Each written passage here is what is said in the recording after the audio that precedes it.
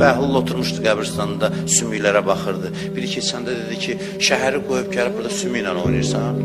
Qəbirstanlıqda olur, heç köhnə qəbirstanlıqlara sümüklər çıxır, mən görmüşəm. Vəzir keçir, deyir, Bəhlul, dəli olmuşsan, gəlib burada oturmuşsan, sümük ilə oynayırsan bu günün altında. Deyir, dəli olmamışam, baxdım görüm, vəzirin sümüyü ilə, vəkilin sümüyü ilə, ağda adamın sümüyünün fərqi var. Səhərdən baxıram, görüm, elə hamısı eynidir sümüklər, heç fərqi yox. Deyir, elə düz getdi. Heç nə da, düppədüz də getdi. Sözünü aldı da, ona çatdırdı ki, nədir bu? Axırı budursa dəyər vəzifəyə görə özü öldürməyə, şan şöhrətə görə özü öldürməyə. O məqamda nə fərqi var sən kimsən, hansı stolun sahibisən, fərqi var. O kişi kimi insafən, fərqi var sən kimsən o məqamda. Bu qədər sözü ölüm öz sükutu ilə sənə danışır. Biz telefonla danışırıq qəbir üstündə. Heç nə deyib bunu qoy qırağa, bax ibrətlə.